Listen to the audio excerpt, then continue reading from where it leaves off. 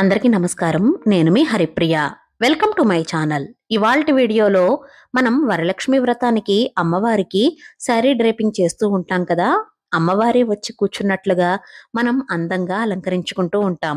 అమ్మవారికి శారీని ఏ విధంగా కట్టాలి? సింపుల్ అండ్ ఈజీ మెథడ్ అనేది ఏంటి?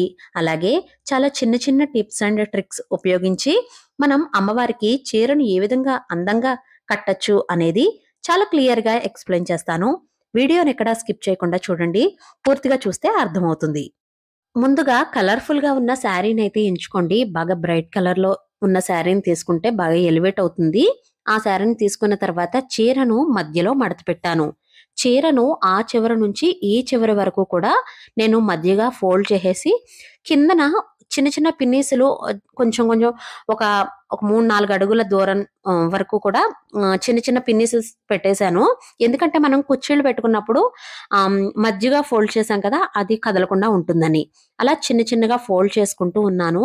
మనం 4 కుచ్చిళ్ళు పెట్టుకున్న వెంటనే ఒక సేఫ్టీ పిన్ కానీ, ఒక క్లిప్ కానీ పెట్టేసుకొని సెక్యూర్ చేసేయండి. ఎందుకంటే మనం తర్వాత పెట్టుకున్న కుచ్చిళ్ళు కదలకుండా ఉంటాయి. తర్వాత నెమ్మదిగా మిగిలిన కుచ్చిళ్ళు కూడా పెట్టేసుకుంటూ కుచ్చిళ్ళు పెట్టేయాలి. ఈ కుచ్చిళ్ళు 10-15 కుచ్చిళ్ళు పెట్టుకోవాలి. ఆ తర్వాత చీర పౌటంచు ఉంటుంది కదా! ఆ అంచుని తీసుకొని ఒక 4 సార్లు 4 ఫోల్డ్ చేసేసి 4 కుచ్చిళ్ళలాగా అన్నీ సరిగ్గా అడ్జస్ట్ చేసుకొని పిన్నిస్‌తో సెక్యూర్ చేసేసుకోవాలి. ఇంకా చీర అంతా సిద్ధమైంది కదా!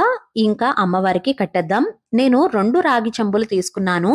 2 రాగి చెంబుల్లో కూడా నిండుగా బియ్యం వేశాను. అలాగే పురుకోసతో 2 చెంబులకు అటు ఇటు కూడా కదలకుండా కట్టేశాను. ఆ తర్వాత చీరను కొద్దిగా మడిచి తాడుతో కట్టేసుకోవాలి. పైన ఉన్న చెంబుకు పౌటు కొంగు అంచు ఉంటుంది కదా!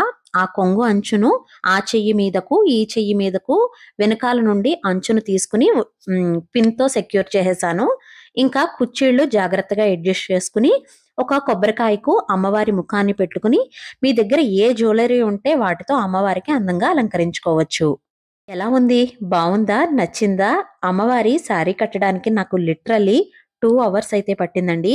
మీరు వరలక్ష్మి వ్రతానికి ఇలా అలంకరణ చేసుకోవాలి అనుకుంటే కనుక ముందు రోజే శారీ డ్రేపింగ్ చేసేసుకొని సిద్ధంగా పెట్టుకోండి. ముఖాన్ని పూజ రోజు పెట్టుకోండి. పూజ అప్పుడు మనకు ఎక్కువ టైం పట్టదు.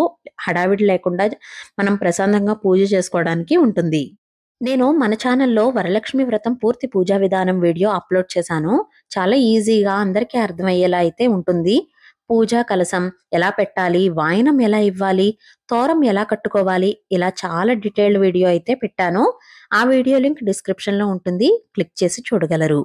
ఇవాల్టి వీడియో మీకు ఎలా అనిపించింది? శారీ డ్రేపింగ్ మీరు కూడా చేయగలను అనే ఆత్మస్థైర్యం వచ్చిందా? ఇవాల్టి వీడియో మీకు నచ్చినట్లయితే please like, share, subscribe to my channel. మరో సరికొత్త వీడియోతో మళ్ళీ కలుస్తాను. నేను మీ Haripriya. Thank you for watching.